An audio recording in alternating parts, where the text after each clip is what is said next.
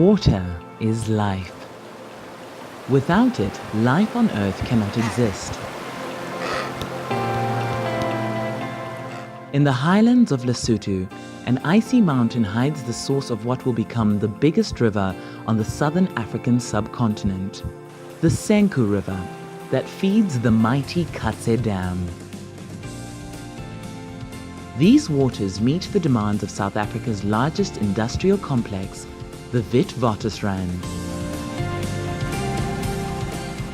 Now known as the Orange, the river enters an arid landscape and is fed by underground rivers from Botswana. Tumbling over the mighty Ughabis Falls, the river traverses the driest part of South Africa, turning the desert green with vast irrigation schemes, also making large-scale mining possible. Namibia's largest inland river, the Fish River, carves out the biggest canyon in Africa and contributes water to a river that now changes its name to Gariep, or Great River. On its last lap to the sea, the Nama communities rely on the Great River, as they have done for millennia. A river with 3 names, managed by 4 countries, finally reaches the cold Benguela Current large marine ecosystem, where the GEF has long supported transboundary management by 3 coastal countries, a perfect example of upscaling investment for a sustainable future. On island states, rivers that have their origins in the clouds and rainforest sustain unique biodiversity that occurs nowhere else. Here are some of the last wild places where pristine rainforests meet coral reefs. Integrated land and water management is essential to prevent the coral reefs from silting over. With rivers flowing into the sea, human impacts on river basins are felt in the ocean too. Land-based pollution, overfishing and degradation of coral reefs continue to have a large impact on diminishing marine resources.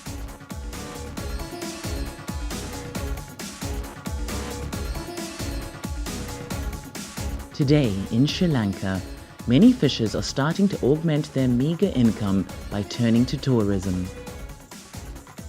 As the #1 environmental grant-making agency in the world today, the GEF leverages and distributes funds to turn the tide in the international waters arena. This year, the GEF celebrates its 25th anniversary. A proud tradition of international waters conferences started in Budapest, followed by one in China, Brazil, South Africa, Australia, Croatia, Barbados, and now Sri Lanka. With 183 member countries, the GEF is ideally positioned to provide target funding for innovative, catalytic, and integrated investment.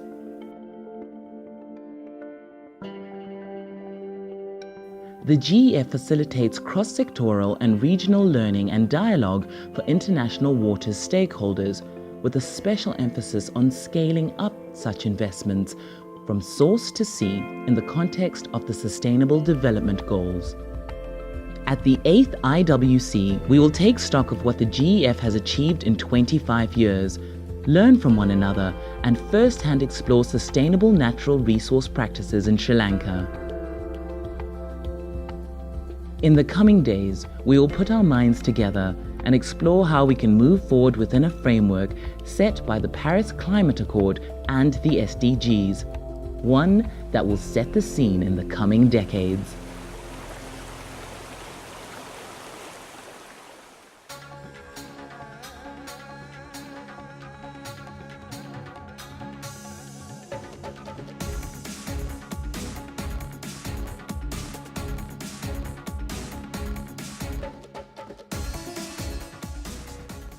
Welcome, international waters participants, partners, countries, and friends.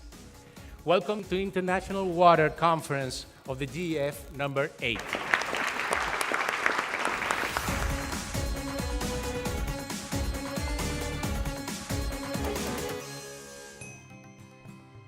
I guess we all recall those moments where we learned from peers and friends in school or colleagues.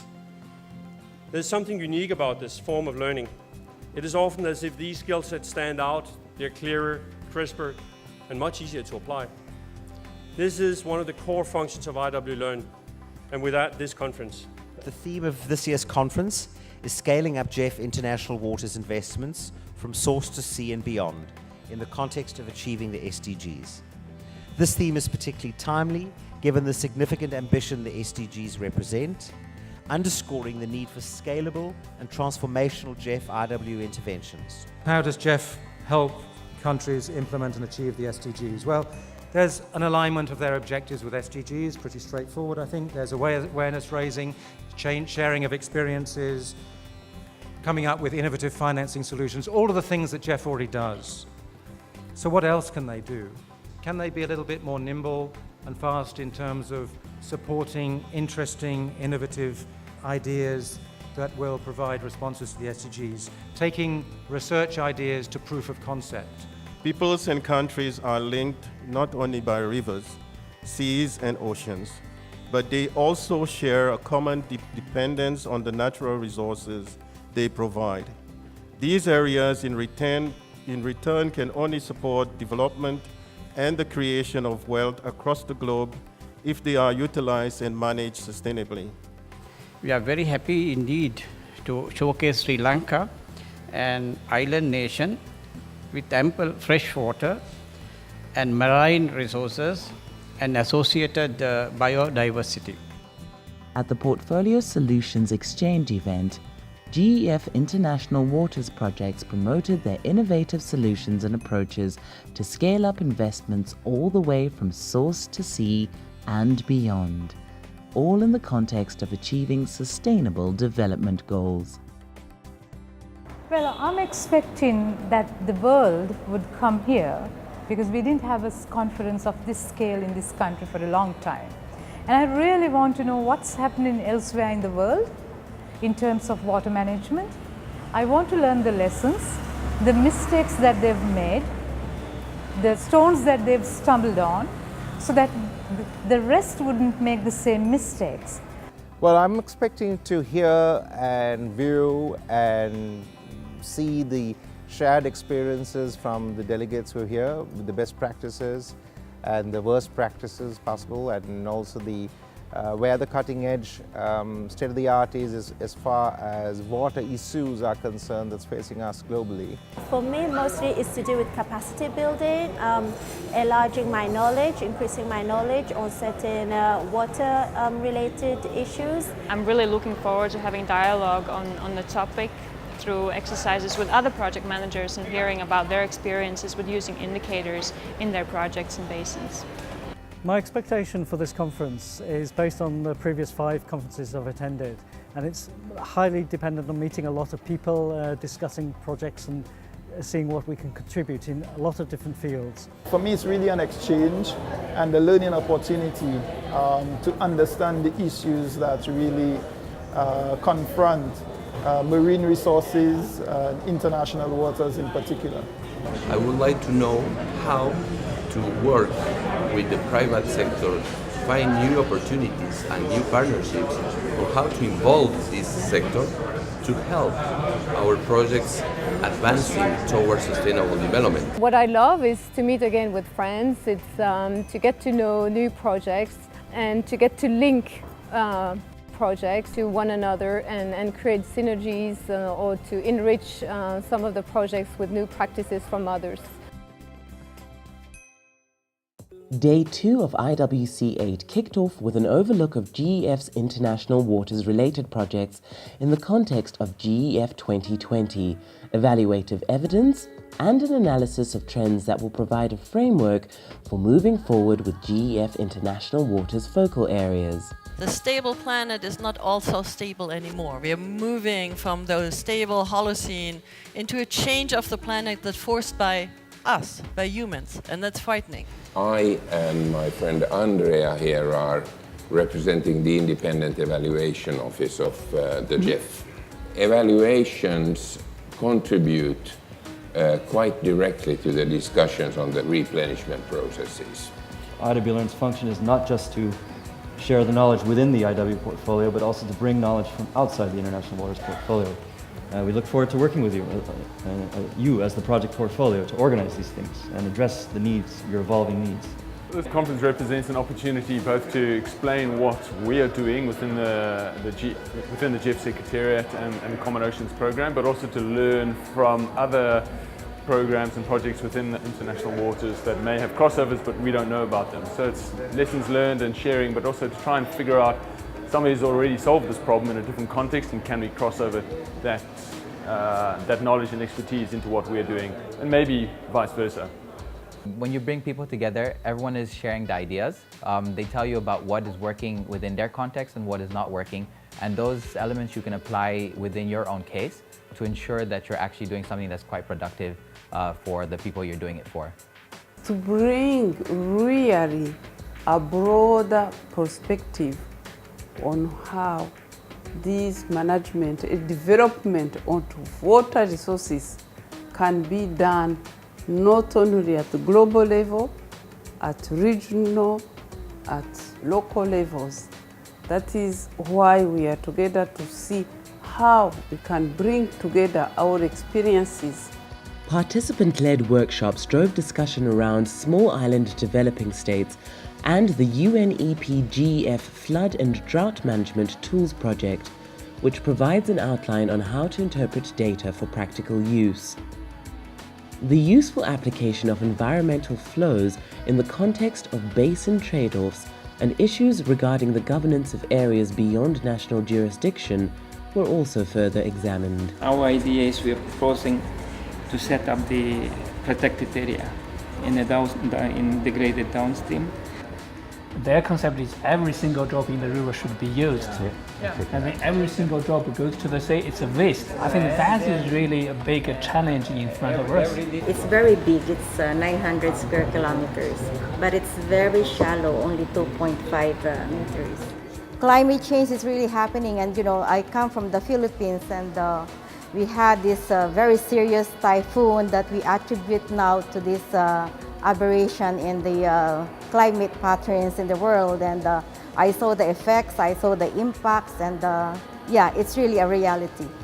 We just ran 2 sessions, one on multi-level water governance and multi-level water diplomacy, and one on trade-offs and e-flows, and all in all, it's just a great opportunity to meet with and hear from all these different places and projects around the world. The night started with the announcement of the winner of Monday night's Portfolio Solutions Exchange, the honor of which was bestowed upon the team from the International Maritime Organization for their GLOW-X model of GEF-IW interventions. This was followed by a night at the movies, as videos of GEF-IW projects were screened to the participants, showcasing the challenges and successes of these projects from across the world.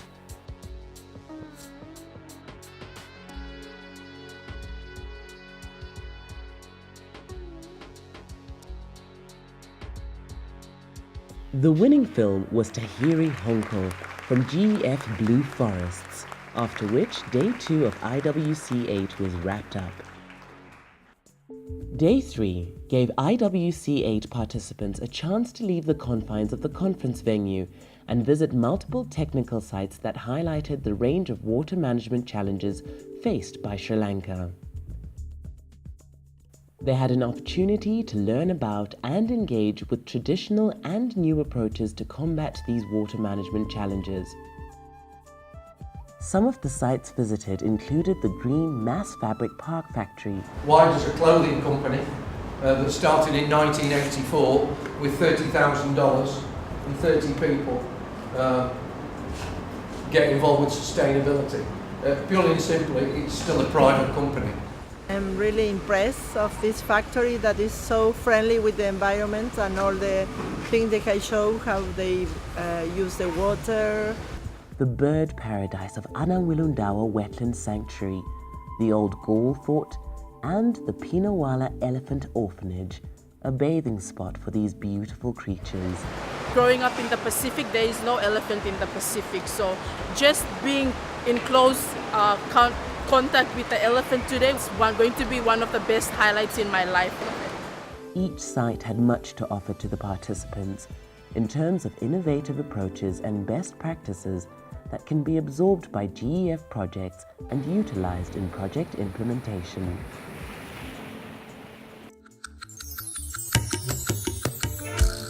The day started with an interactive event exploring how the GEF projects can be linked to the Sustainable Development Goals, which together with the Paris Accord sets the scene for the foreseeable future. This tells us that humankind is beginning to understand that in order to approach those very complex problems, we have to look at the relationship between all the various areas and not think in silos. I think that's the greatest message that's coming across. There is no way out of poverty without industry, but it needs to be a sustainable and inclusive industry. So you have the benefits of economic development without having the detrimental environmental and social impacts. If we work together, I think we can win the race against the time, but we cannot wait too long. We have to act now and today. Afterwards, interactive water management pillar sessions followed. Engaging with the private sector regarding water stewardship programs was explored. I think there's a lot of interest in private sector engagement in water stewardship.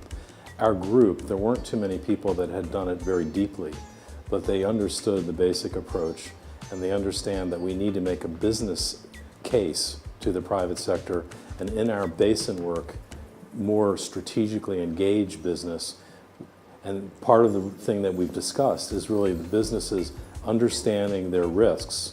And if they understand their risks comprehensively, they can embark on some of the solutions that we have to offer. Results from the Groundwater Governance Project to raise awareness around this vital resource were shared. This is a hypothesis which in future projects we are trying to see if it is hydrologically valid. Transboundary river basin cooperation amongst neighboring countries were considered. The importance of indicators in monitoring water systems were highlighted. When we develop indicators, we really have to use some kind of overall approach. We cannot really develop indicators in silos. And we have to focus, in particular, the hot topic, the Sustainable Development Goals, which, have been brought forth. Finally, exciting new ways of promoting gender mainstreaming were presented. One of my male colleagues from IBMI came along and the engineer kind of jumped on him and said, look, gender and irrigation. Gender means sex. Tell me what sex has to do with irrigation. We believe gender mainstreaming is a process. It's not just once-off effort. It's a process, and we try to improve the process itself as well. Water and water management has been, at least, an old boys' club. It's easy to see when you just look at this entire group of people gathered here in Sri Lanka. There is more men than women traditionally that are working with water management, both the fresh and the marine. It became abundantly clear that gender mainstreaming can be a powerful accelerator in pursuit of sustainable development goals. We have developed participatory methodologies that actually involve local community members in themselves planning out what their project will look like. These are simple methodologies. There is one called the Almanario that is in use in Guatemala, specifically by indigenous women, in planning out the calendar of activities that they wanted to do, what was the problem that they were trying to identify, and what are the solutions that they are going to implement. Ways of measuring ecosystem services were explored. Then another dive was taken into the nutrient management toolbox. Experiences were also shared on sustainable fisheries in coastal areas. The day closed with participants watching short videos from the UN World Water Assessment Programme. Moving monologues. We can still hope for the best. Mankind did not make water vanish. Water quantity in our planet is still the same. We drink the water the dinosaurs drank. But we use it more, we pollute it more, It's not a matter of quantity. It is a problem of availability and quality and political will. Animated geometric movements, video games, and even pizza showcased innovative ways to encourage learning about water resources and how they can promote responsible management. Public awareness techniques such as these can go a long way to help develop a deeper understanding of the critical water issues that must be addressed to achieve a sustainable future for our planet.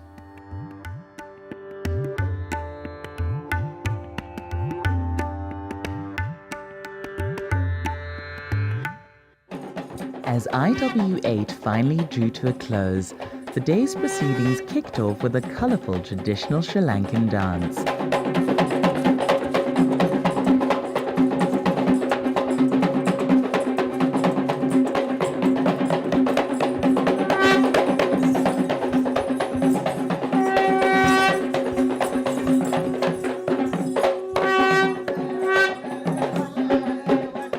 GEF CEO and chairperson Naoko Ishii gave her insightful remarks regarding the importance of water management and governance. The global commons always suffer from two tragedies.